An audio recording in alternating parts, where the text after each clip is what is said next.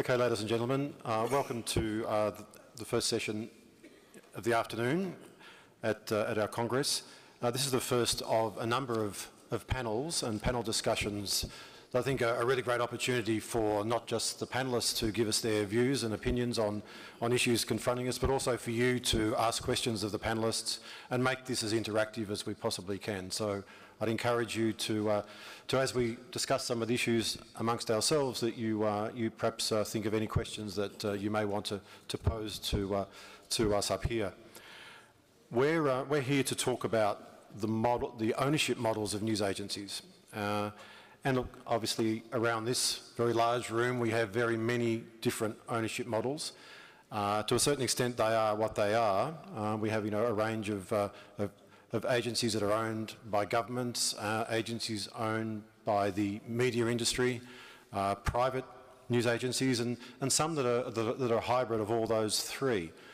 So I think, as I was thinking about this session, while most of our agencies are unlikely to change their ownership model, in the short term anyway, what are the issues around the ownership that affects the way we operate? And I think that's probably the question we'd like to explore today, about how our ownership does actually change, influence the way we work. And I think at the heart of that, the heart of all agencies, of course, is the journalism. And that's the one thing that should never change, the way we conduct what we're really here for, and that is to create great journalism and great content. But clearly our ability to provide that great journalism can be influenced by our owners. And I think a financially healthy agency is always more likely to provide great journalism. So how do we maintain that financial health, our ability to survive and thrive in these sometimes challenging times? So I think today we hope to explore some of these issues, and clearly there are benefits to different types of, or how does the ownership affect the way we work? There are benefits, there are challenges, and there are opportunities. So we have some esteemed colleagues from 5 different news agencies, all with varying models and ownership models. So I'd just like to introduce them briefly, and then we'll start our discussion today. So first up is Grant Fredericks, and he's the CEO of the African News Agency, a very young agency. Dare I say it, I guess potentially has risen like a phoenix from the ashes of SAPA, the previous South African News Agency. But Grant has really taken a very, very new agency to very different levels, and we'll hear from him shortly. Jonas Eriksson, the CEO of not the Finnish agency as in your program, but the Swedish agency, TT. Jonas is one of the agencies owned by the media industry, so he'll be giving us that perspective. Jiri Meister, the CEO of the Czech news agency, Chetika. When I was discussing this session with Jiri, talking about his ownership, and he said, well, we're not really owned by anyone. So I'm really curious to understand how Chetika actually is owned and how it functions. Across on my far left is Hempi Prajudi. Hempi is the commercial director of the Indonesian news agency Antara, a fully government-owned agency. So we'll hear from Hempi about how they are actually given a lot of freedom within their ownership to explore commercial activities as a government agency. And then on my far right, your left, Nicolau Santos, who's the president and board of directors and the CEO of the Portuguese news agency Lusa. And I think it's probably fair to say, and I'm sure Nicolau can expand on this, that they're one of the hybrid models where they have a combination of ownership. So look, we'll start with you, Grant. Perhaps if you could just briefly explain the ownership and in some ways the beginnings of ANA, of the new African news agency. Thank you, Bruce. Thank you all for being here. Firstly, I'd like to thank the Bulgarian Association and the government for hosting us in their beautiful city, Sofia. Thank you so much. I think my role in our organization is twofold. So I am the joint CEO of a multi-sided platform business, which is an integration of multiple businesses ranging from a news media company, an e-commerce company, a content syndication company, as well as various other commercial media platforms. That's my one role. My other role, of which the African News Agency is also a part of the holding, the multi-sided platform company. I also serve as the CEO of the African News Agency, which is an all-African, African-focused content syndication platform. So I deem this as a great opportunity because technology forces you to innovate. Technology forces you to step out of the comfort zone and explore the unknown. So with that, I think it sharpens your skills and it forces you to become more innovative around how you do business. Another important comment I need to make is that, you know, if you listen to, I've been to various media agency conferences across the world, and everyone's looking for the silver bullet, right? Everyone's talking about the transition from print to media, and we all even had discussions around the subscription models today as well. I feel that we need to value our clients out there a lot more, be it a B2B or a B2C client, and look on the inside first. Look at efficiencies around your editorial models. Look at efficiencies around your business models. And once you know you've explored those avenues, after implementation and also understanding that it evolves all the time, understand that you would then get to a point of positioning your business. So I'd start with positionings, where we come from. The South African Press Agency is an association of collaborative news media companies who's funded this association to produce content for them. In 2015, they decided to close doors. Our holding company then decided to acquire their assets and acquire their staff. And what we've then done was just before I started, it's been acquired, our new owners, the holding company, then decided to use the same business model. I was then assigned to the position a few months later, and I thought if we use the same business model, we'd end up in the same place the South African Press Association would end up. So we thought, let's reposition the business and change it to an African-focused global content syndication business. So what I then did was I ensured that we build an effective CMS which allows us to disseminate content inward and outwardly to all media companies across the world. We then integrated social media platforms into our platform as well, and we've automated the entire process. We've then created African feeds through strategic media partners into our platform, which allows global media houses outside of Africa to view all content related to Africa. What we've then done was decide upon key content pillars. Key content pillars are important. So Earl had mentioned previously, I'm sorry if I get it wrong, I think Earl had mentioned it in the previous discussion.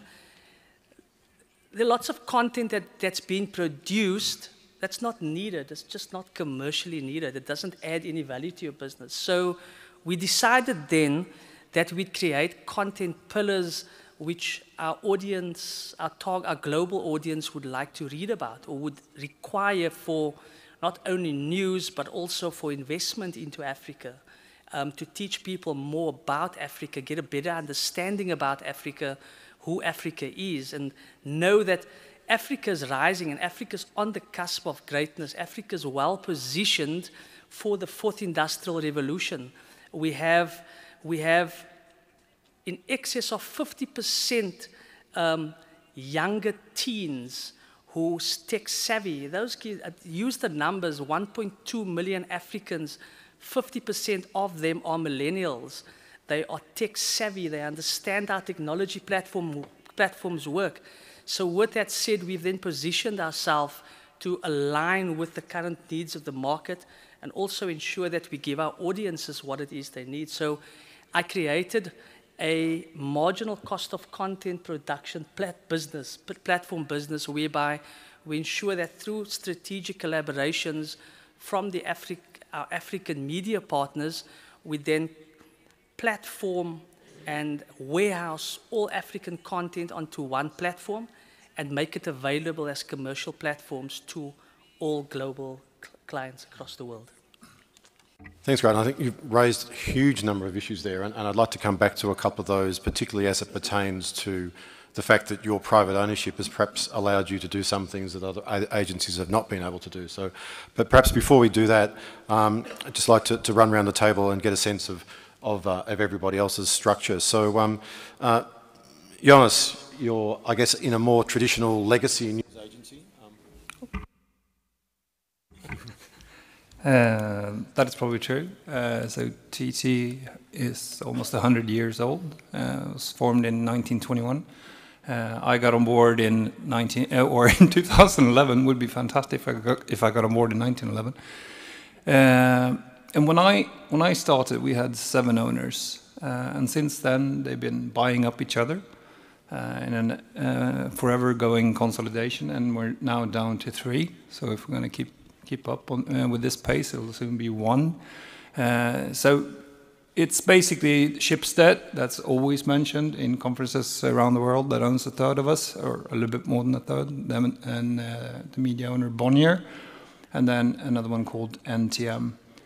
So we're owned by the industry, and one might ask oneself whether that's a good thing or a bad thing. I think in theory, it doesn't really matter who you're owned by, as long as they let you run the business and let you maintain all the profits within your company to develop.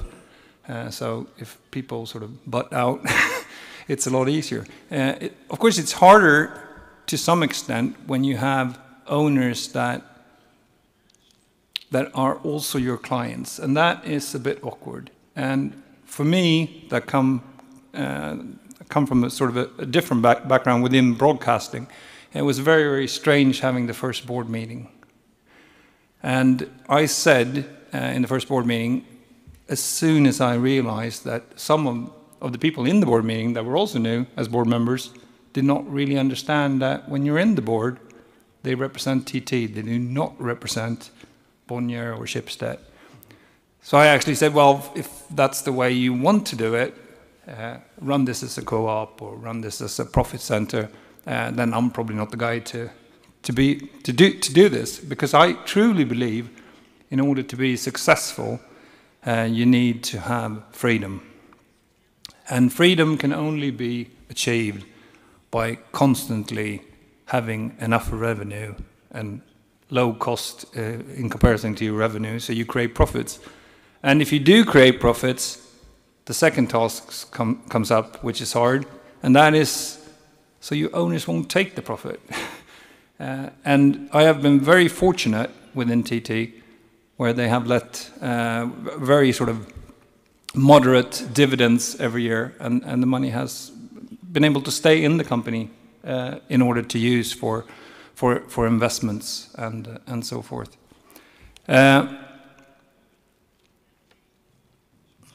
I think another thing that is happening in our industry, and that goes down to the ownership side, which makes it hard, is what I started with, and that is the consolidation. All news agency businesses are run on economies of scale. It's easy for us to do it once, than for our customers to do it a number of times. But the bigger our customers become, the smaller our advantages when it comes to economies of scale becomes.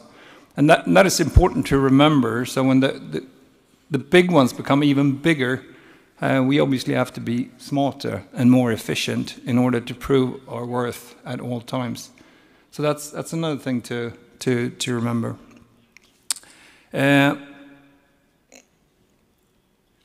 I know that some agencies that are owned by the industry they have a tendency where the prices for what the service should be are actually set on the board. And when you end up in that situation, you have to make sure, I think, that you have enough freedom to develop the business. Because once you become a cost center instead of a sort of a fully fledged enterprise, it's much harder to have your own freedom. It can work in theory, being a cost center and being a co-op, but I think it's much better if your owners, being your customers at the same time, do not exercise that power in the boardrooms. Do not exercise that power in terms of saying that since we are such large owners, we should have so much lower prices. It should always be on merit. It should always be on what we deliver and what our economies of scale are. The second you sort of move away from that, it becomes dangerous. And it becomes a sort of a slippery slope that usually only goes downward. That has not happened with TT, not yet. And by the way, I'll probably be working for the Finnish news agency soon, which I didn't know about. So that's what I had to say in my opening remark. Thanks, Jonas. Fantastic. So, Jonas, one of your comments was, owners, please butt out. Yuri, I don't think you have that problem because you tell me you don't have any owners. So that must be a great thing to have. Yeah, well, our ownership structure, yeah, it's as simple as it is mind-boggling. Legally, we don't have an owner. It's pretty lonely, but we sort of managed to do it for 26 years now. So if somebody is interested and wants to come to this lonely place, just let me know. Technically, and I feel I need to explain this a little bit more. Technically, we have been established by law, which was created in 1992, which was for our country an important year because Czechoslovakia was splitting into two countries, the Czech Republic and Slovakia. So that was the year where the legislature created roughly 700 laws. So the time they spent on our law, I think, was something like 15 minutes. It has 2 pages and has never been amended. I think it's the only law in the Czech Republic that was adopted in 1992, is so brief and has never been changed. The law established the news agency. The law says that the state is not responsible for our business. It luckily also says that we are not liable for the government's debts, which is sort of uplifting. And the law also says that the government cannot pay if we create loss. It forbids the government or the state from covering our losses. From this law, the structure is such that there is what I call a supervisory board of 7 people who are elected by the lower house of the parliament. They cannot be members of, they cannot be party officials and stuff like that. But they, of course, can be party members of the legislature. The fact that they are being elected from the lower house brings into the picture an opposition as well. So it's not only the government that has influence over who is there. The supervisory board has exactly these responsibilities. They elect and recall the CEO, which is currently me. They approve the budget and annual report, with an interesting caveat that if they do not approve the budget, they are being dismissed, or they can be dismissed. They are not. It's not an obligation. And they deal with complaints about our news coverage from the public. And just to make you, just to take you into the real situation, last year we had 8 complaints against our service, which is sort of easily manageable. As I said, the government in the narrow sense has no influence because they are not They do not provide money, they do not provide anything else. The parliament or the lower house of parliament has influence over the supervisory board when they are elected. And as the law prohibits us from getting any government money to cover our potential losses, which I'm happy to report that we don't have currently, then sort of my main task as a manager is to try to make the news agency as economically independent as possible, because we feel that being economically independent is one of the bases of being politically and independent in many other ways. So this is basically the main setup. I think we will have more time to talk about the pros and cons and all that. Thank you. That's quite a fascinating structure, particularly from where I come from. So, so Hempi, we'll move to Asia and to Indonesia, and Antara, a very long-standing government-run agency, and it's good that we have you here as the commercial director, because that's one area where, even as a government agency, that you've been allowed to investigate, so and to explore areas of growth. But perhaps you could explain the sort of the structure. Okay, thank you, Bruce. Very good afternoon to all of you. And thank you for inviting Antara to share our experiences to our fellow news agency in this great moment. Well, let me introduce about Antara, which is about 82 years old news agency and became a state-owned enterprise 12 years ago. And it's owned 100% by the government. Being a state-owned enterprise is also give us some advantages, such as, you know, where we can obtaining about 35% subsidy from the government to produce and distribute a news in form of text, photos, and videos. And then also allowing us to have a clear role as editorial or news production in addition to business. And as Bruce mentioned, that we have a privilege, a freedom to develop our business, both on news and non-news related. But there are also some minor disadvantages, such as we have 2 reporting lines. One goes to the Ministry of State-Owned Enterprises, and the other one goes to the Ministry of Communication and Informatics for the news. And yeah, bureaucracy process is kind of a little bit disadvantage. As you know, the news agency in Indonesia also, we have situations that our revenue, especially from the wires, is going down from 20% to 5% in the last 10 years. But being a state-owned enterprise, our revenue grew positively around 11% each year. Where this come from? Because we have 3 commercial operations models. First one is outside the newswire. First one is a data and financial model. We are working together, and we are a partnership with Bloomberg and Reuters, or Refinitiv, previously Reuters. So that is one of the big business that Antara have up to this moment. So it count about 40% of the revenue, 40 to 45%, and increasing every year. The second one, we became, quote-unquote, a strategic communication company, providing consultancy for the company, SOEs.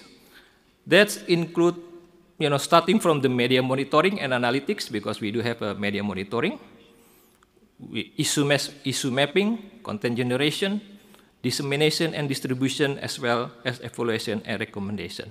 This is kind of a B2B business model. And we also have a niche market for that, especially for the SOEs and its subsidiaries. Indonesia is about more than 600 companies, SOEs and its subsidiaries. So it's kind of the niche market. And the third one is our subsidiary company, which is, you know, doing business in indoor and outdoor, and media owner. And For the future, we will combine data and financial information with integrated media communication services into big data. This is the plan, and that's to be developed in the futures. It's very important, our commercial, because the government wants us to reduce their subsidy to about 25%, in the next couple of years. And but we are happy because they are also giving us freedom to develop the business. So that is a very simple status of Antara, and hopefully this is also give you some idea how we operate in Indonesia. Thank you, Bruce. Thanks, Hemhi. And just to finish off, I guess, the descriptions of our various agencies, over to you, Nicolau, in terms of how the Portuguese agency, LUSA, is set up. Thank you, Bruce. Well, first I would like to thank Maxime, a great friend of Portugal from BTA, for this innovation, kind of innovation, and the NAWC for the great organization of this conference. LUSA is the largest Portuguese-speaking news agency and is the only multinational of communication in Portuguese. We have over 220 journalists in 5 continents and 21 countries, and we produce 500 news articles, 2,000 photographs, 20 videos, and 30 audio recordings a day, distributing more than 500 services, between general service to custom-made solutions, to more than 700 clients. Every day, we provide complete coverage of national and international events in a range of sports, text, audio, video, and image for all media organizations and companies that want to be kept up to date about worldwide events. LUSA was founded on January 1987 and is the result of merger of 2 other agencies that exist in Portugal. ANOP, owned by the state, and NP, a cooperative founded by several private media. As a result, LUSA is now owned 51% by the state and 49% by private capital in a mixed system of institutional and commercial shareholders. In order to fulfill the missions that the Portuguese state assign us, the defense of the Portuguese language and strategic interests of the Portuguese state, and must therefore be present in all Portuguese-speaking countries and with national communities spread around the world, LUSA receives a compensatory allowance which currently stands at around 13 million. The company also develops its own business with other non-publishing entities, as well as producing special service at the request of its media clients, representing 35% of the total revenues of the agency. Currently, 65% of its own revenues come from media clients, while 35% come from other non-publishing entities such as central and local public administration, banks, telcos, companies, etc. The Portuguese state finances LUSA through the program contract, usually signed for periods of 3 years. Privates, although they sit on the board of directors with the right of 2 non-executive members with a total of 5 members, do not contribute any money to LUSA budgets, except when, as clients, they buy the service of the agency. Despite this financial environment, LUSA, being a public agency, is not an official agency. The state indicates the chairman, me, of the board, but the choice of director of information, the editor-in-chief, does not depend on any indication of the government. LUSA has complete editorial autonomy, and its editor-in-chief and deputies don't even have to answer to the chairman on the board of directors on the topics that it intends to report. The Portuguese state and government cannot be held responsible for any information that comes out of the agency's line or for any initiative that we intend to promote. In summary, we are an agency with a mixed shareholder model with most of the capital being held by the state and the rest by private individuals. LUSA is financed through a program contract with state, which represent around 70% of the agency's revenue. The other 30% are own revenues.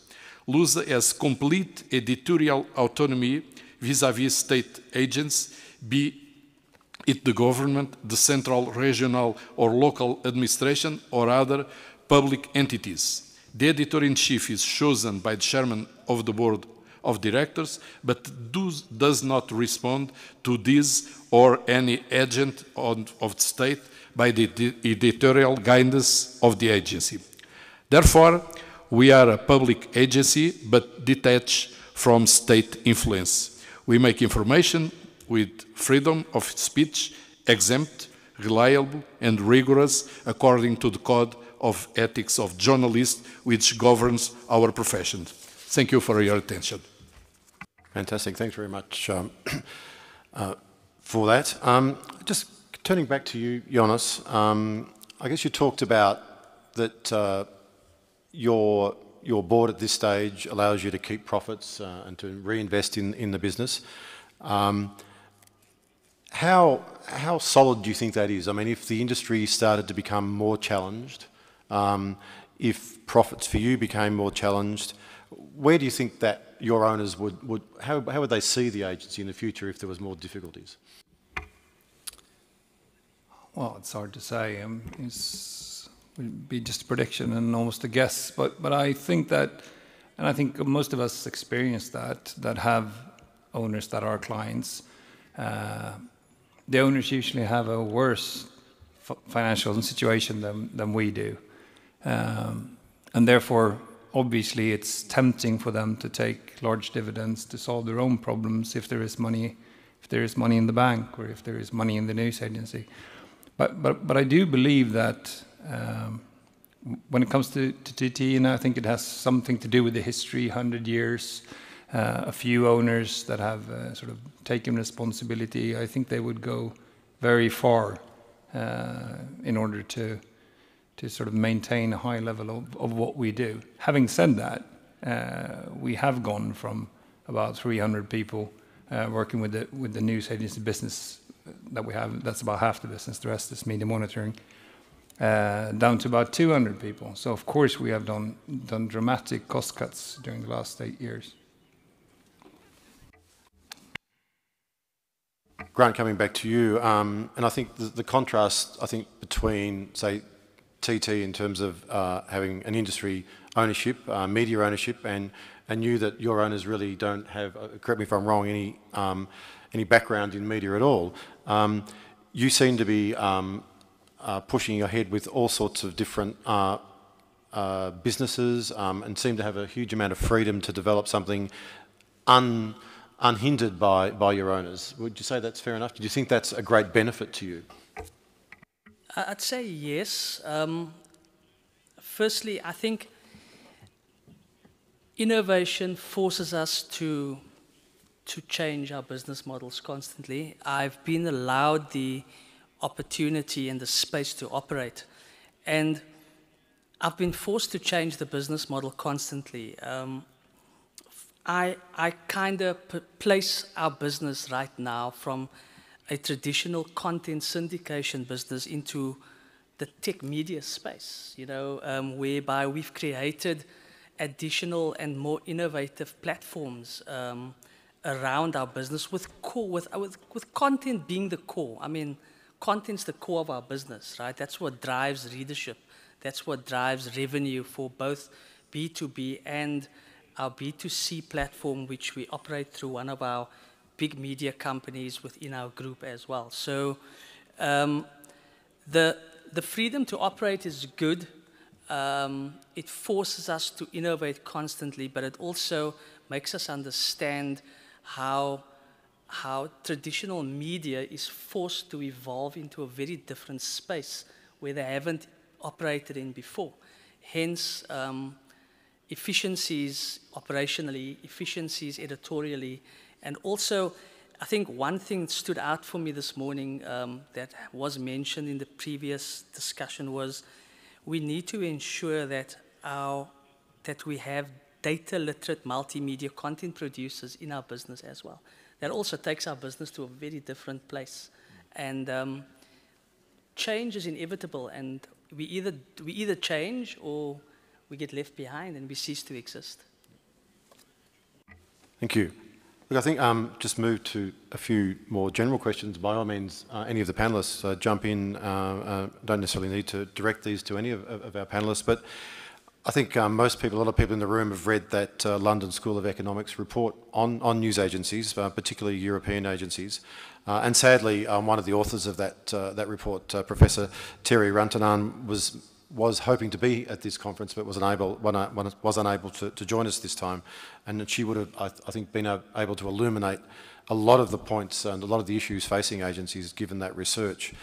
But look, that research clearly indicated that just about all agencies are losing revenue from their traditional media clients. And I guess, you know, that's certainly the case for the Australian agency. Is that the case for you guys? And if it's the case, is your ownership actually exacerbating that? Is it making it harder for you to maintain that media or that traditional media client base, or is it a benefit? Jonas?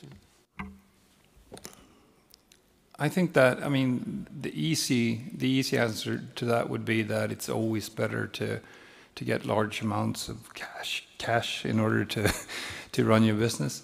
But I would say, I mean, if you look at TT, for instance, we are much more productive today. We produce a lot more today, and with different types of media than we did 7 years ago, with a third, with 30% of the staff less. So I mean, it's always good to be pushed as well from decreasing revenue, and I think that. I think news agencies as a general, if you go back, way back, before the digitalizations, this is almost like cussing in church, but I would say they were not very effective organizations.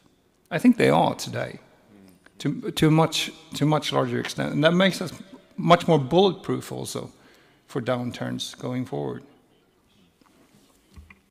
Yuri, what about Yuri in your market?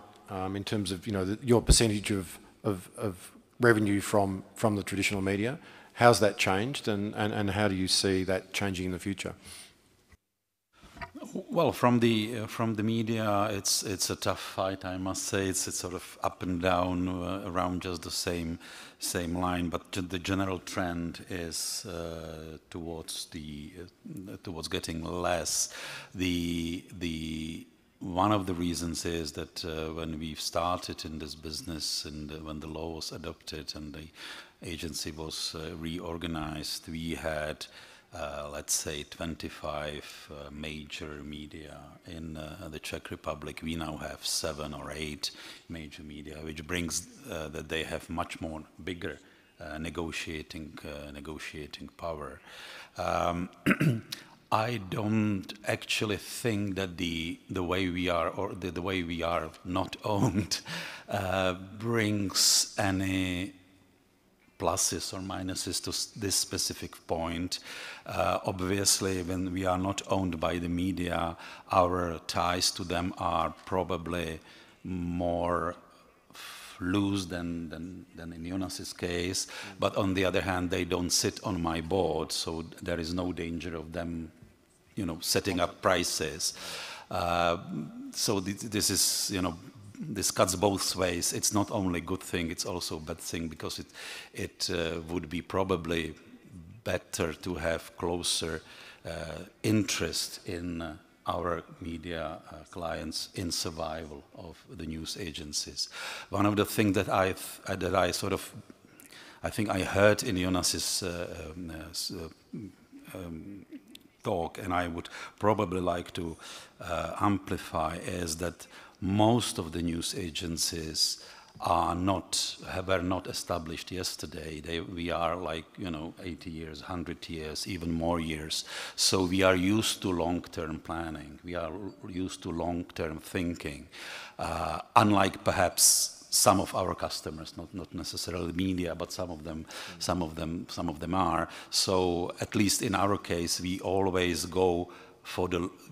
give preference to the long-term relationship before getting fast bucks, so to speak, because we understand that we want to be here in another 100 years.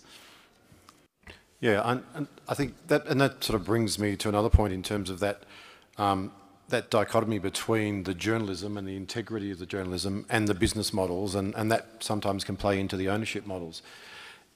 As we're all facing more pressure around revenue and survival and pressure from our owners, the history obviously protects our journalism a lot. But is that, do you think, going to be harder and harder to do into the future as we get more pressure from either our owners or from our revenue? We're all having to face cutbacks. I mean, Grant, you haven't had that heritage. How do you, in a very new African agency, balance that integrity of your journalism with the business model? Thank you. So I ensure, firstly, around media partnerships, vetting by an editorial board is important, because we would never be able to generate revenue if we don't have the content to generate the revenue for one. Okay. And secondly, it's very important to note that there's a very fine line between the commercial aspects of your business and your editorial integrity that needs to be maintained. We cannot be too rigid in our approach as well, because again, we are forced to make the changes. What I've then done was I've separated platforms. I've then maintained my editorial platforms, which is based on pure fact around key content pillars being breaking news, development, infrastructure, economics, finance, etc.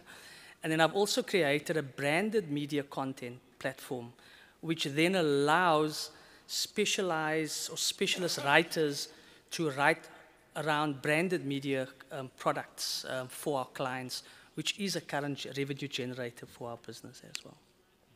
Okay.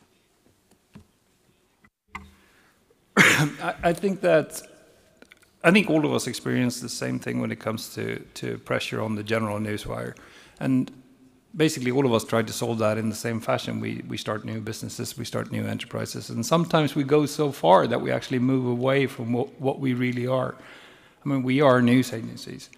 And in the long run, if the news agency's core business, being the newswire, is not profitable, the rational thing for the owners would be not to have a newswire. So, I mean, you have to be profitable on your own merits on what you do. And that is hard. And the second thing, I think, is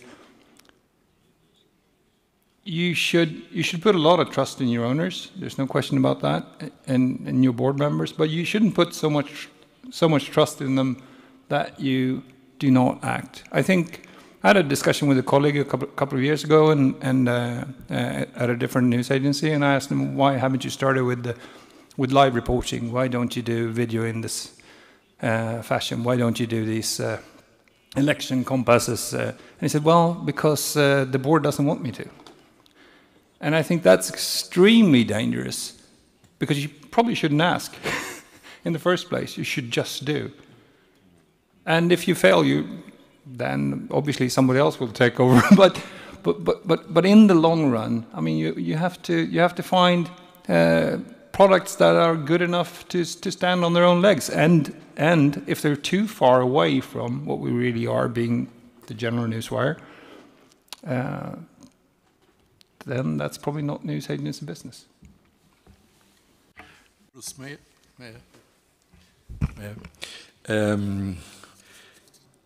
all of our clients of media are in serious trouble in Portugal, I say. I don't know if it's the same for you, but for us it's the same. And it's possible to get money in other areas. But the other clients, non-editorial clients, They want information, specific information. For instance, health. But the news about health, it's not the news that journalists want to do. It's possible to get money in other areas, but I suppose it will be very difficult to do this news with our journalists. We need other company on site that, I don't know if it will be really journalism or information, I don't know, but it's another thing, it's not journalism. And for us, this is in Portugal, for Lusa, this is problem. Our journalists don't make information for these clients non-editorial, and we cannot have another journalist to do this information, and this is the problem.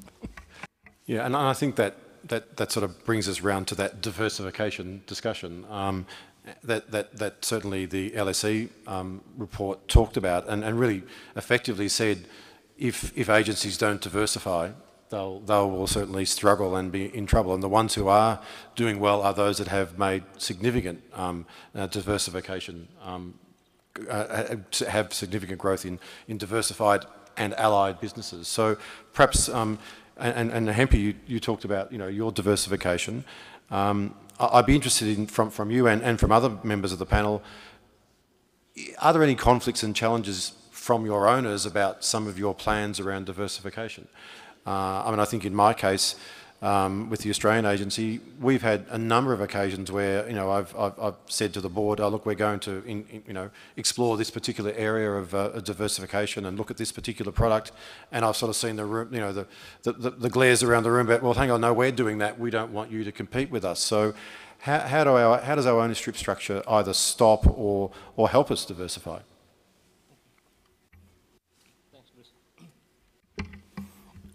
Thanks, Bruce. Yeah, as I said before, where we cannot just free 100% from the government influence, but to capture the commercial side, in Antara case, we didn't use the journalists. We set up our own copywriters. Using that one, we can fulfill the requirement from the customer side. So the subsidy from the government is really just for the government side, for the general news service, and also to help some local newspapers, because they are, well, you see, they don't have enough money to something like that. But on the other side, why we also develop the so-called the integrated media communication services, because that is not a journalist side, but also is a copywriter side that we can use. We use our resources, and that kind of business is really appreciated by the government, because it's not really related to the journalist side, but this is also you can develop your own business, you can bundling everything with that, and I think that's one of the things that Antara can do. You're diversification, Chetico.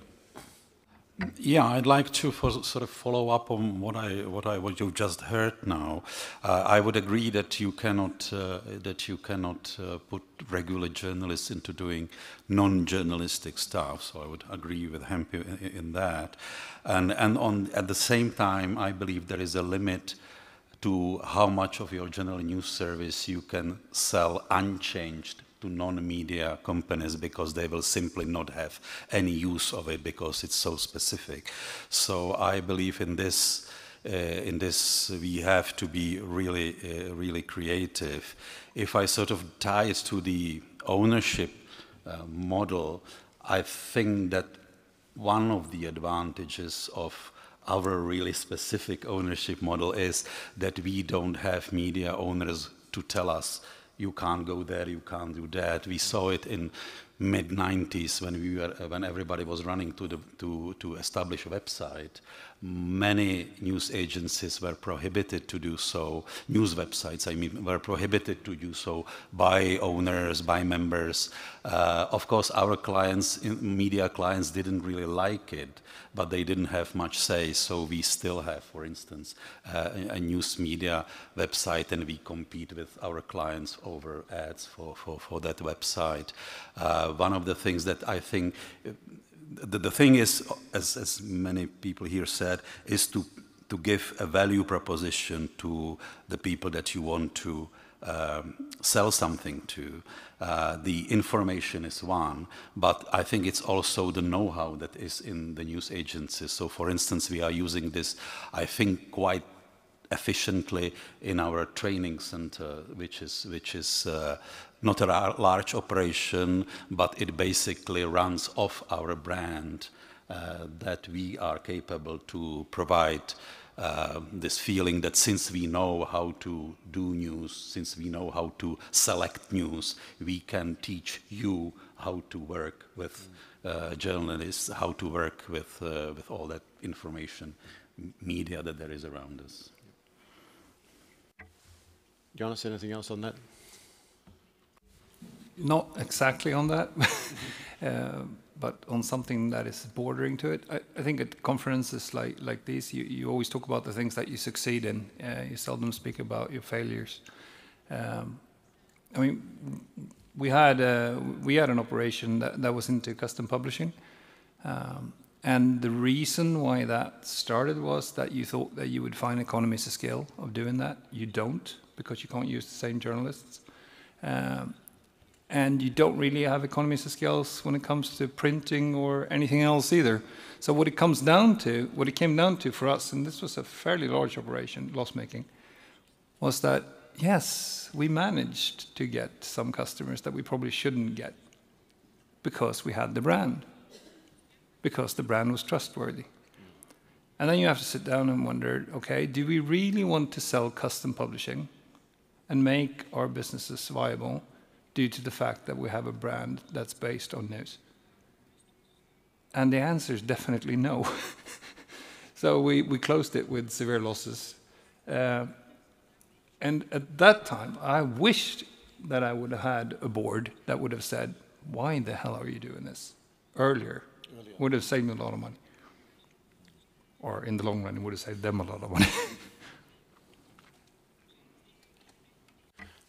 I guess another, they're not really agencies necessarily, but certainly in some territories they're becoming competitors, and I'm talking about the public broadcasters. And certainly I know, in Britain, in Australia, probably less so in some other countries, but the national broadcaster has a different ownership model yet again, supported in most cases by the government, but working within democracies where the news agencies often are not. I mean, how do you think that the public broadcasters are a potential threat to news agencies in terms of them being able to supply content to third parties? And I certainly know the BBC has sort of been restricted by government on that basis, but other public broadcasters may not, and may have ambitions to perhaps drift into our area. And what do you think our owners would think about that, and how we would react to that? Probably more an issue for you, Jonas, perhaps than others on the panel. I'm not sure, but it feels like I take too much space now. but I'll answer that. I think a lot of us in this room have a sort of a love and hate relationship to public broadcasters. They are large clients, large customers. They buy our newswire. They push us hard when it comes to prices. And then at the same time, as our other customers grows weaker and weaker, they maintain and become stronger. And in Sweden, they have become so strong digitally that a lot of the players have problems surviving due to that fact. And there is a big debate going on in Sweden about that. So it's really hard to have a hard opinion on that. On one hand, you might say that it's fantastic if the public broadcaster sort of fills the hole where no one else can can afford to produce journalism that is not commercially viable. But on the other hand, you can say that it will never be commercially viable as long as they are producing it. Nicolau, did you have a comment on that? Well, LUSA is improving its production to broadcasts, but it's very difficult to get important revenues from broadcast in Portugal. As I said, we have a problem. We have a problem with our clients, media clients, traditional media clients in Portugal. All of them are in troubles. So for us, what is important in media clients is to define very well which are our importance, what is defining us face-to-face other agencies.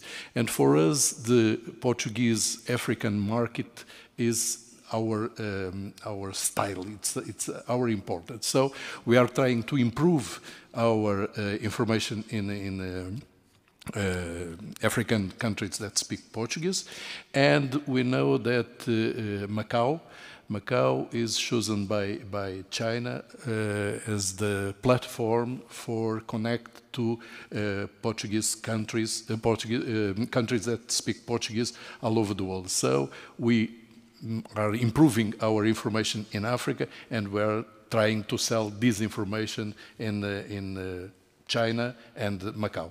I suppose this is, for us, is one way of getting money and traditional clients of media.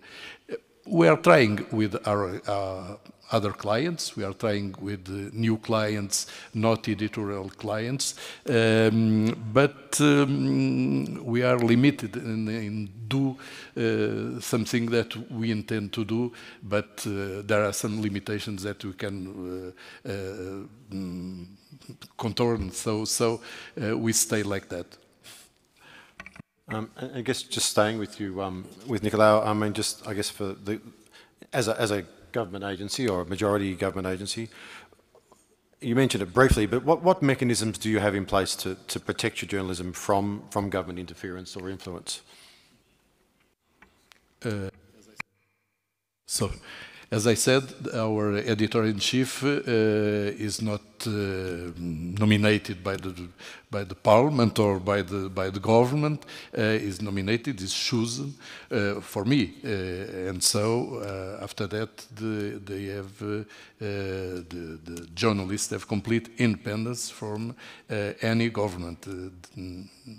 No one member of government can say you must do this or write about this or this. No, it's completely independent. So sometimes we have to talk with some ministers and explain this situation, but until now it works very well.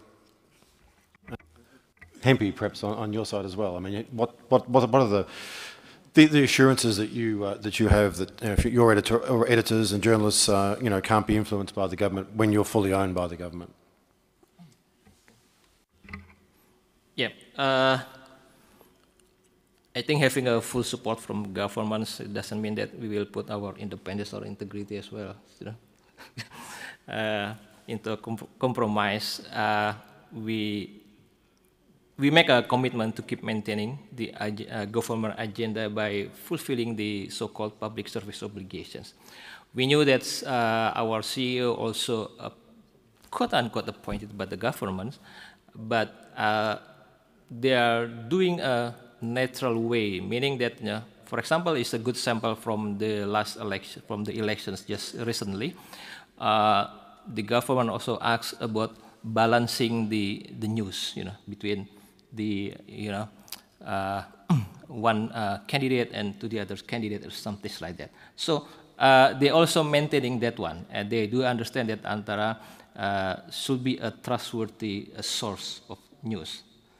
But yeah, as I said before, it's not 100%, but we just how good we are playing in that role as a news agency.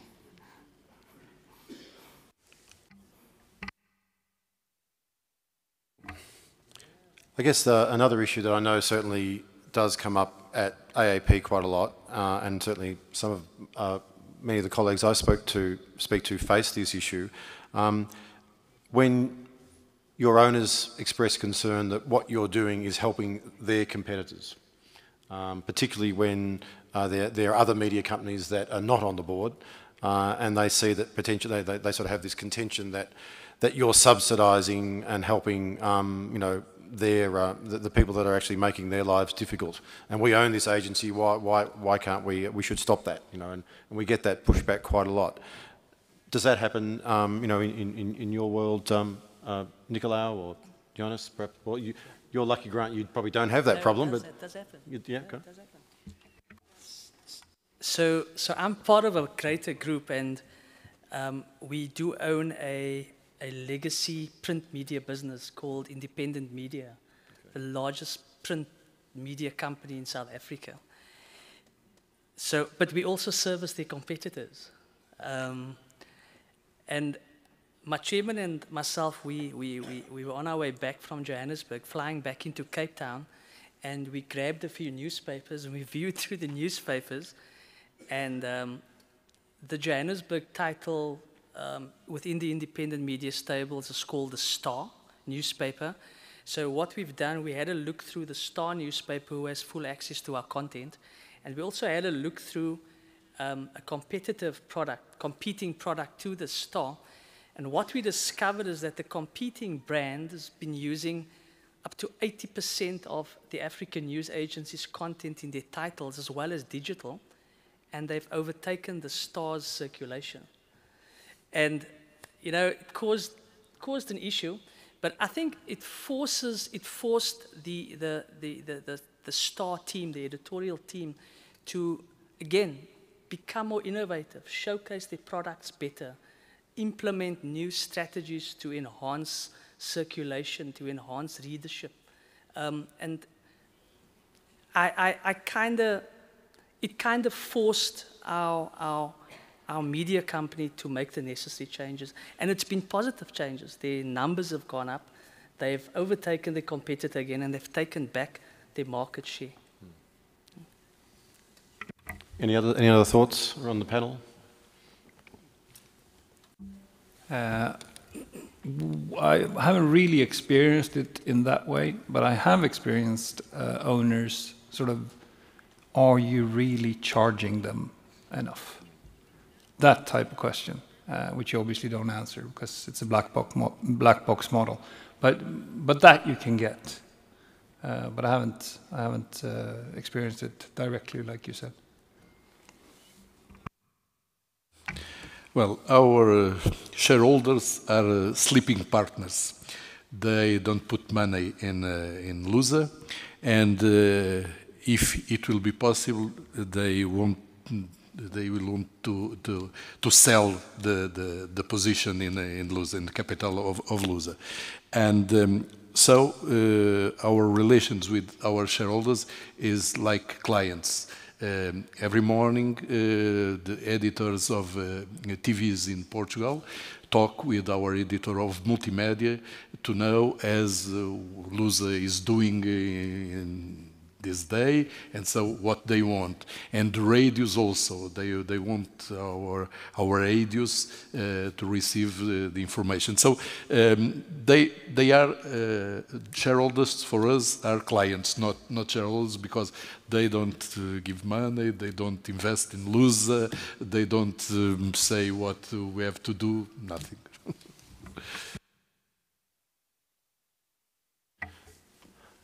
Yeah, sort of, in some ways, a question without notice. And look, we'll open it up to the floor for questions in a few minutes for the last 15 or 20 minutes of this session. But we've heard various points around the different ways of different ownership models and how that affects.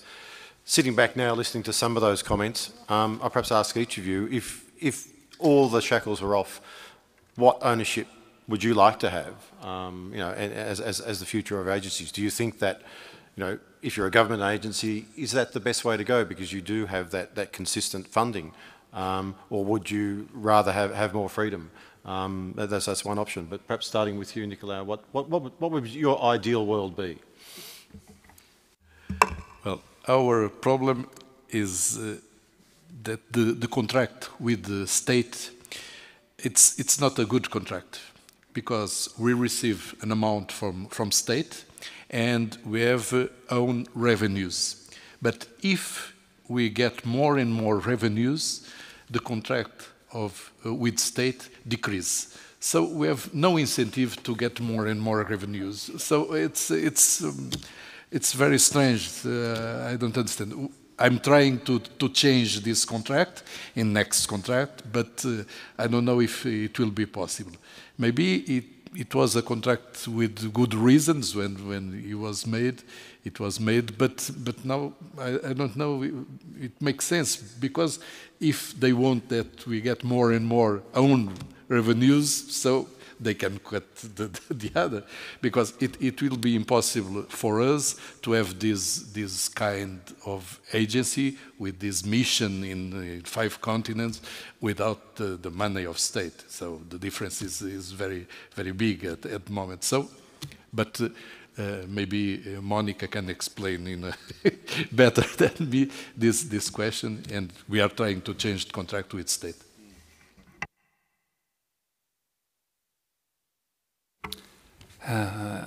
If I could choose, I would most definitely take on board 4 or 5 new owners in terms of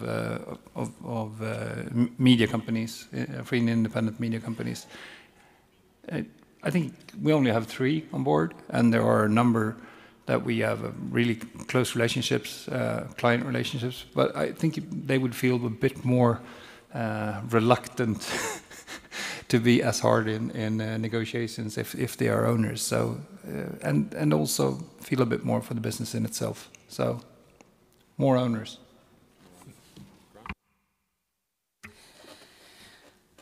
I'm comfortable with our current business model. If there was anything I could change by me being forward-looking, I'd say I'd love to own this business model for myself, because the media landscape has changed, and it's forced us to make changes. And if we become forward thinkers and we become innovators and not become too emotional and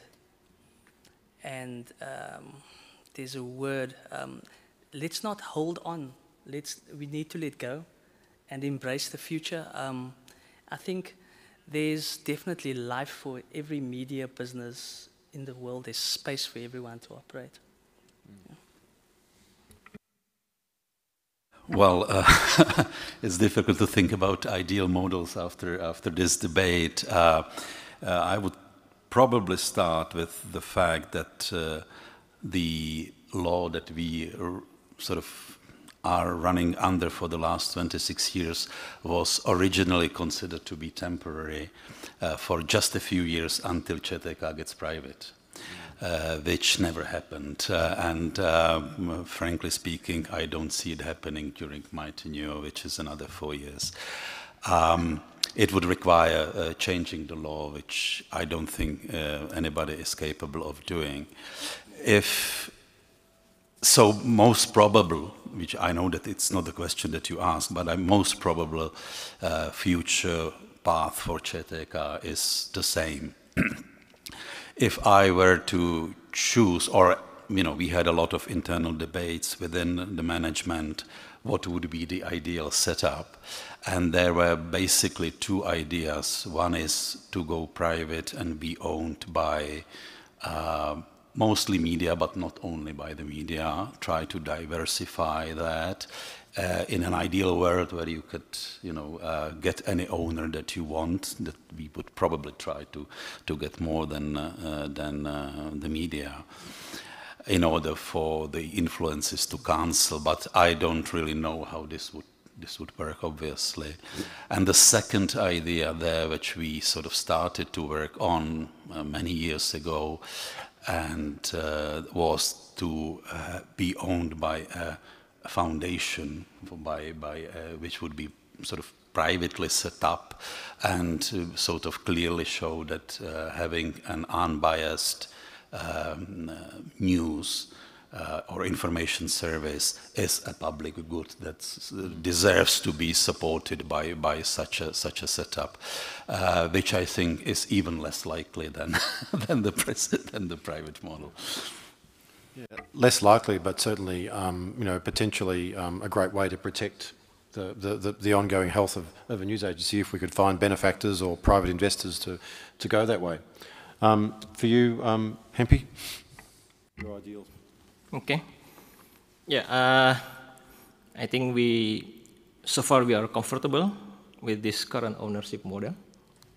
Since the model gives us a room to balance our role as a news agency as well as the commercial entity, so I don't see in the near future we have to change the model, because the government really supported the freedom of doing the business, and also for the other side, for the news agency obligations. So I think at this time this is the best way for Antara, even though it's owned by government, but it depends on the government how to support us. Okay. Thank you. I think something that it seems to me as having this discussion, and it's a difficult one to debate to a certain extent, because we also do have some strictures around the way we do operate. As Yuri has said, there is in his case a law that governs the way it works. Government agencies are government agencies. Those of us who are private or owned by the industry, it's very difficult often to break the shackles of those shareholdings.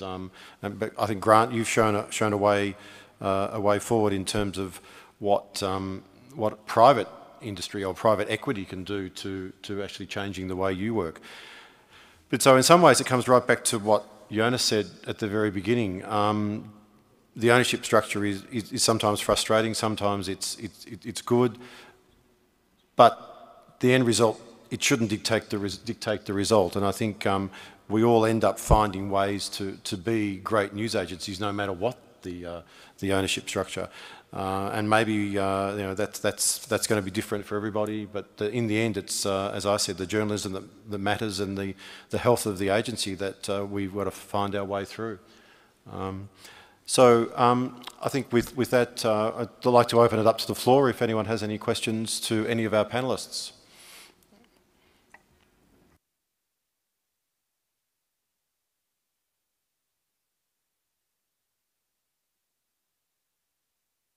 Hi, thank you, gentlemen. I'm from India, and I teach journalism at Ashoka University, just outside Delhi. In my country, we have an increasing trend of politicians and large business conglomerates buying or starting their own news organizations. And and obviously they have narrow focused interests, both these groups, and if they're not doing it, their proxies are. So I just wondered, I don't want to prejudice your minds, but do you think this is a good group of constituents to own media? And should they be left out of it or not allowed at all? Thanks. Absolutely not. You wouldn't like to expand on that then?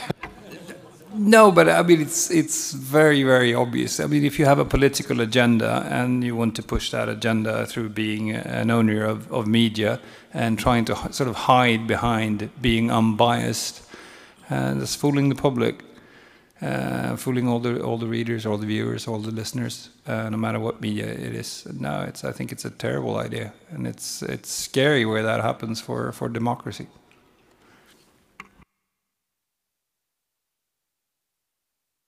I can probably add a little bit. We have a couple of cases like that in the Czech Republic, and the result is that I don't think the new owners take it as a good investment, because their media have very quickly lost trust of the readership. So their investment probably is not as great as they thought when they acquired the newspaper or the group.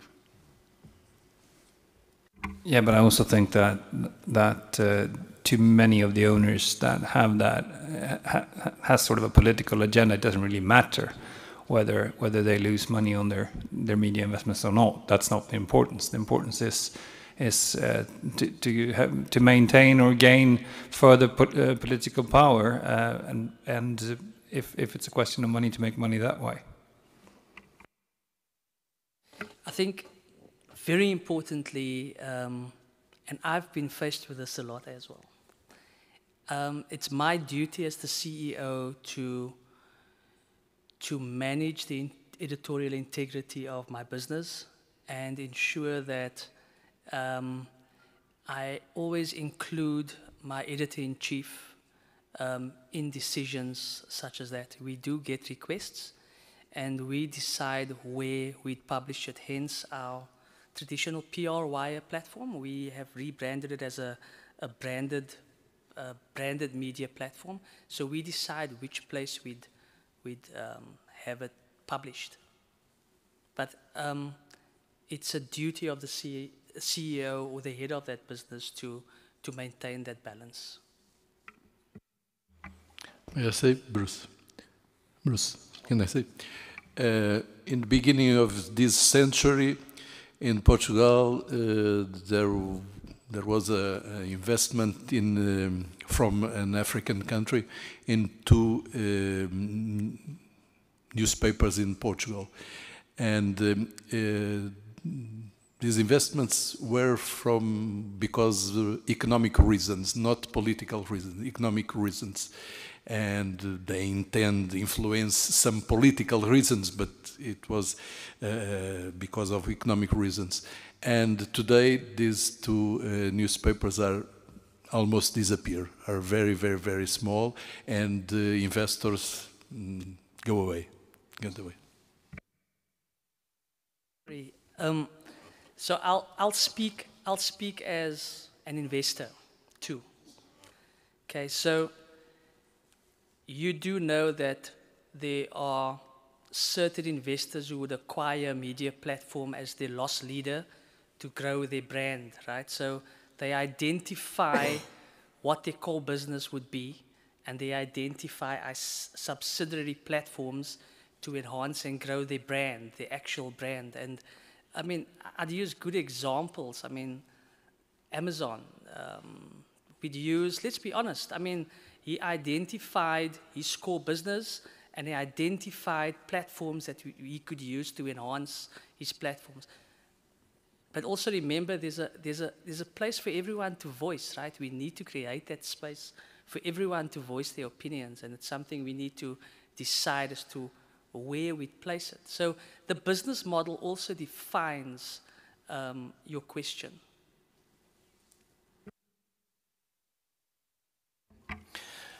Thanks, Bruce. It's a great discussion, by the way. There's been a lot of discussion about the perceived conflict that occurs on board sometimes between owners and the running of the business, and you can see how that would work. I've seen articles or charters that sort of outline the rules around ownership and how to get in and out of an agency. That's fine. And I have an idea that we all know what we're here for in terms of our journalism, but I haven't necessarily seen it stated as a charter of the way in which we should operate editorially and the way in which we should operate commercially in a really defined way. Am I being too naive to think that that is something that should be reviewed given the transition that all media is going through? Is it time really to step back and take a look at that sort of thing and say, well, guys, what are we trying to achieve here? For the long-term health of these agencies, should we be working on something that really states the rules right across all areas of business, not just the ownership structure, the editorial direction, but also the commercial direction as well? Be interested in the panel's thoughts.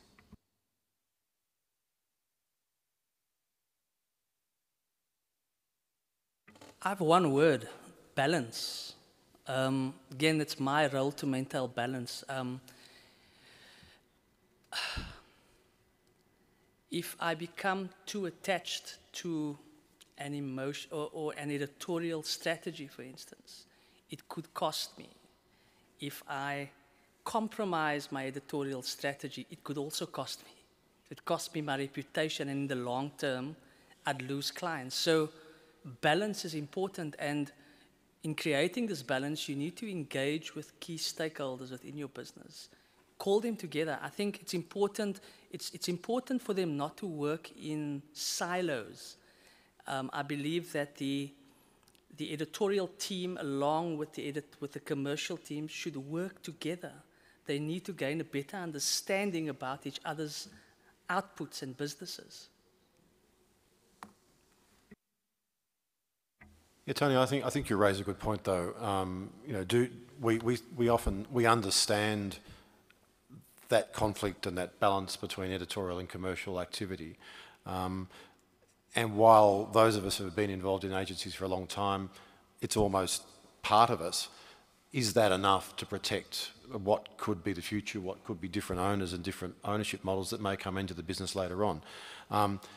This is not something I guess you would normally do, but sorry to impose on you, Sue Brooks, but clearly Reuters has a very strong charter around editorial independence, and that's been a very good thing to protect the Reuters agency from different ownerships over the years. That's one. Yes, that's right. We've had the trust principles themselves that have been written down since 1940 something. You'll know this better than I do. and the Founders Share Board, which ensures our editorial independence, which is made up of representatives from news agencies from around the world, and also the great and the good, and members of which their sole task is to ensure that we remain editorially independent. And boy, do they hold our toes to the fire.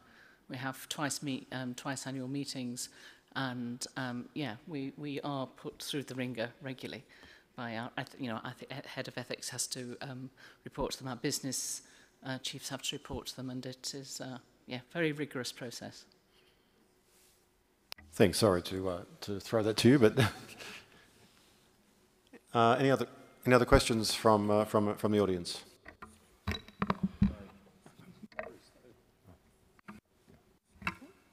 Okay, you hear me now? A fascinating discussion and the issue about the ownership and the ownership structure. But that's at a very high level. I wonder if any of the panelists have thought about who represents the shareholding, whether it's the state or whether it's the media or whether it's another type of entity. Because in my experience, who represents those shares on the board will have a much bigger influence about the outcome for the agency than necessarily the ownership itself. So if we take my company, PA, we have very strict rules that the only people representing the media shareholders, and most of our shareholders are media, have to be either the chairman or the chief executive of those companies, so that we avoid getting dragged down into the operational discussions that would come if we had an editor or a managing editor representing those shareholdings. So I'd be very interested to hear the panel's view on that. Well, for the case of Antara, we have 3 board of supervisory. One came from Ministry of Informations and Communications. The other one came from the Ministry of State-owned Enterprise. And the third one is independent supervisory. So, but so far, the supervisory board is quite, understand how we are going to, move forward in the future because of the challenges that in the media industry. So in our case, we don't have any problem. On the board of directors, it's only one came from inside Antara.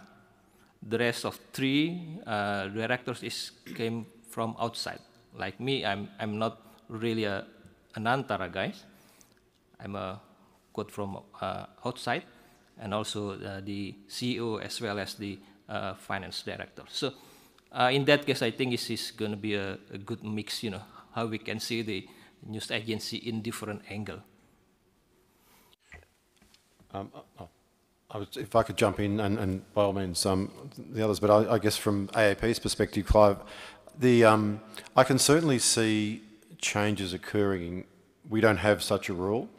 I'd love to have one, I think, because we've had some ownership changes in recent times when one of our shareholders was purchased by another media company, and I don't think the heritage and the legacy understanding of the agency is as strong in the new media company that it was in the previous media company. And we actually, I think, are seeing a different type of board member being appointed by that company, and potentially could be more operational rather than that high-level strategic understanding. So I think it is a danger that as your ownership potentially could change, even within the media companies that own us and perhaps with others as well. How do you maintain that really high-level oversight rather than getting dragged down? So I definitely think it's a danger. Jonas, any? No, Nicolau? I was invited to this business for the Minister of Culture of Portugal. And I have to talk with the Minister of Culture and the Minister of Finance. But I talk with them only about the approval of budget. Sometime if you want to be in a country to open a delegation or something like that.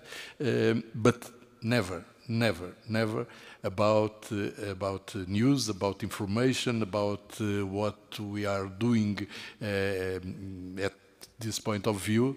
No, even me, sometimes I was surprised because my editor-in-chief decided to do something that I don't know first. So today she phoned me about the problem, but not an editorial problem, not editorial problem. So in Portugal, it works like that, so, as I can say.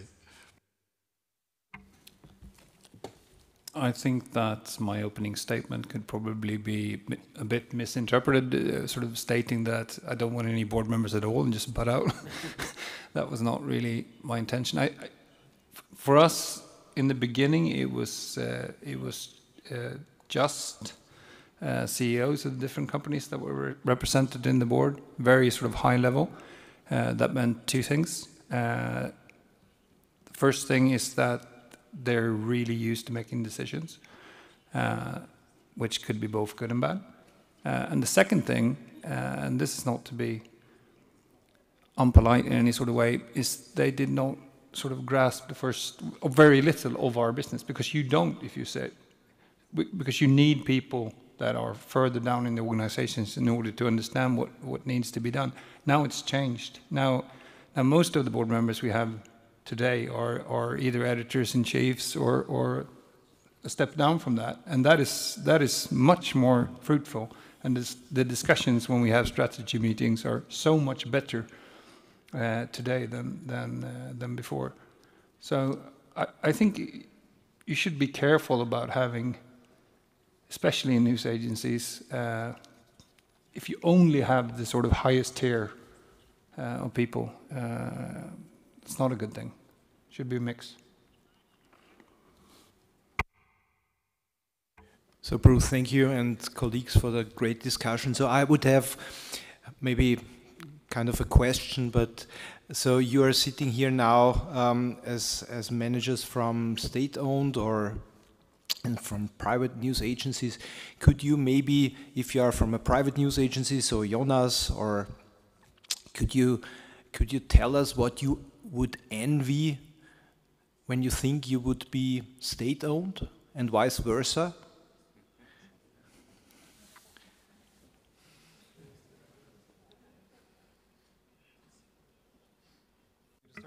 You can start.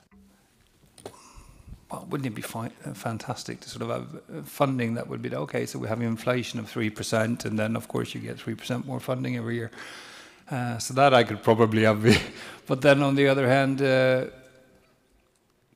you never know now, do you? I mean, I don't know whether that's true or not, but the famous economic professor Milton Friedman just once said there's no such thing as a free lunch. I don't know whether that's true or not.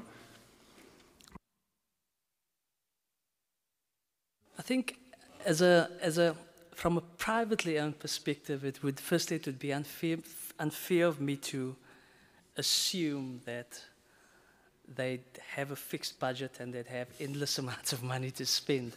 but it sure does offer relief at times. As a privately owned business, you're constantly under pressure to ensure that profits are generated. You need to sustain your business. So I'd say it's more to relieve me from the stress of having to constantly create the profits to sustain my business. But I'm not assuming that my colleagues owned by the government, that they'd go around wasting. They're strategic about how they spend. Nicola, yeah, because I mean, I guess you talked about how that it isn't an endless supply of funding, but would you rather that it was flipped, that you got more from the private enterprise rather than the government enterprise? Well, I've been journalist for 38 years, so my head is head of a journalist. So I don't believe that public news agencies must, at the end of the year, get money. They have a task, and they have make information, good information, safe information, and this is our main goal.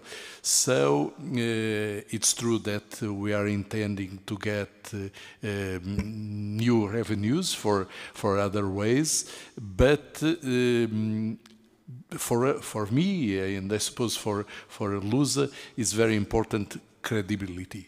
It's very important to make good information for our clients. So this is our main goal. So my head is not a state head, if you want, and I'm not thinking in what the government wants, or if the finance minister wants that we get money at the profits. We get profits at the end of the year. No, our goal is to do good information every day, every year. So this is what I think. I think there are a couple of things that come to mind, Peter. I mean, one thing that often we say as independent news agencies, that we would never want to have government money because that would potentially compromise our integrity and our trust and our independence. And I think that principle is certainly true when you look at it from a journalist perspective.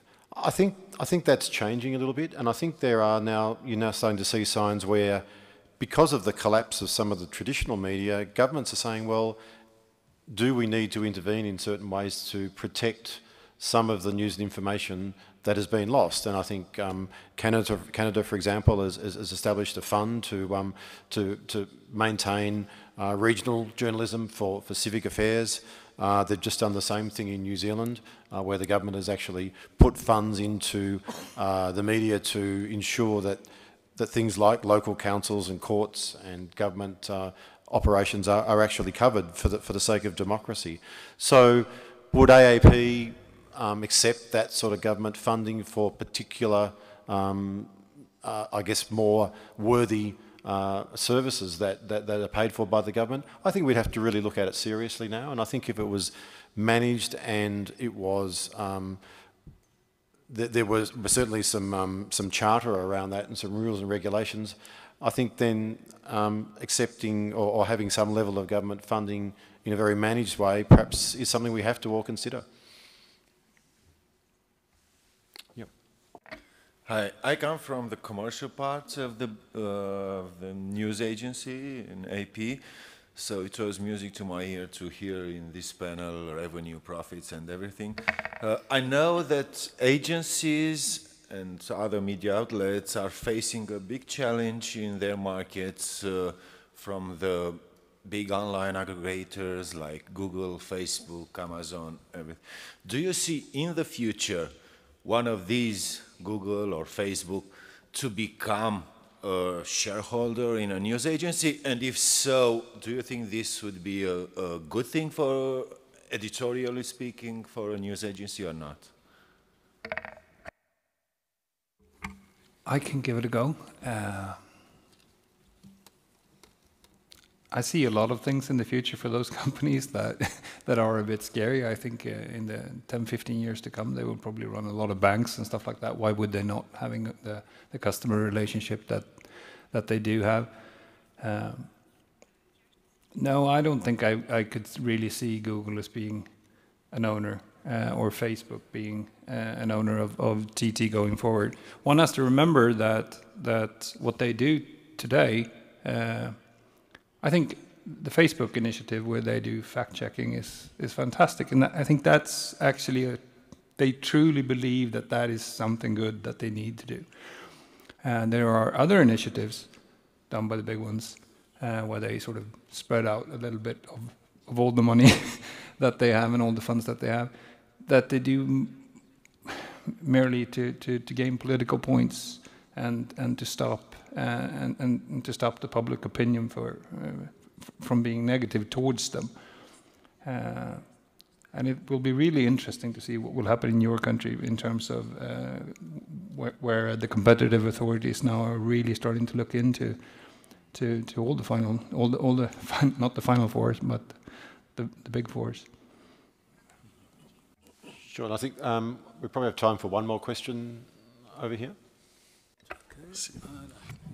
Thank you. It's more a comment rather than a question.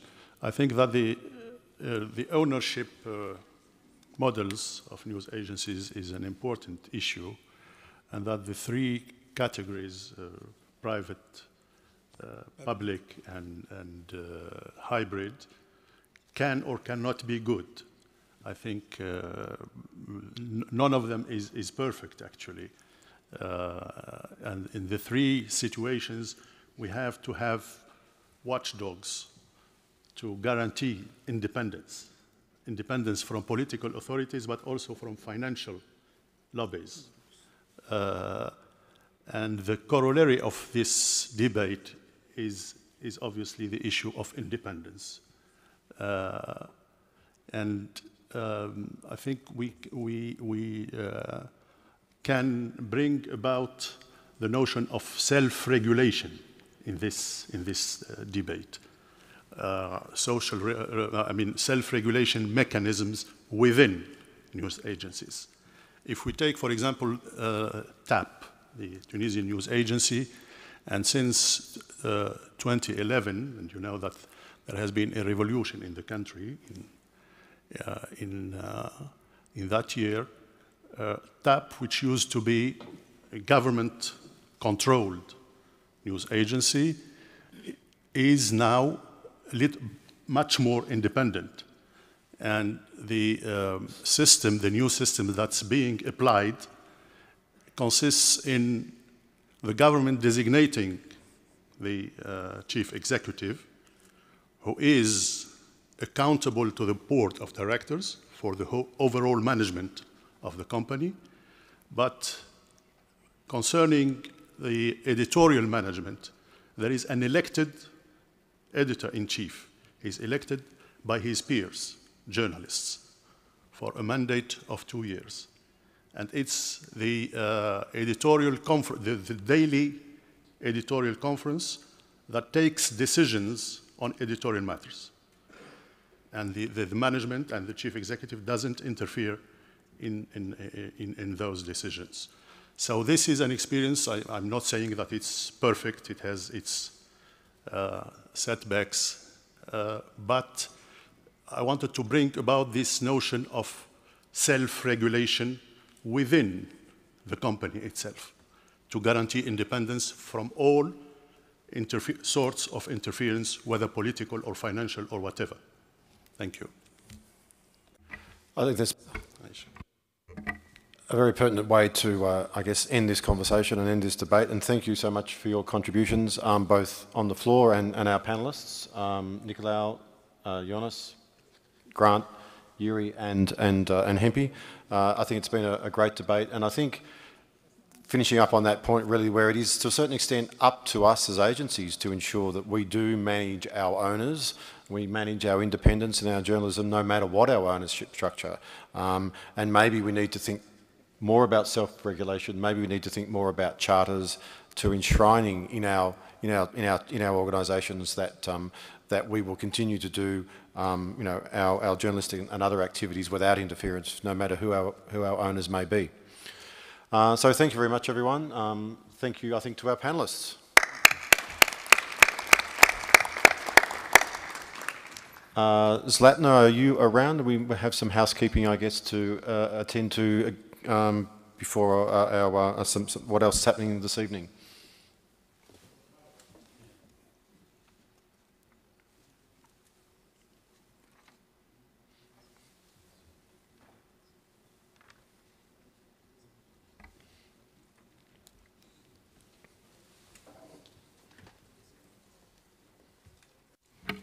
Thank you very much for this wonderful panel. And to you, dear colleagues and friends, I suggest that we walk downstairs very slowly, following our great friends in the yellow T-shirts, who are going to show us to the hall where the official concert, the festive concert is going to take place. It's Hall 2 downstairs, called also Azarian Theatre.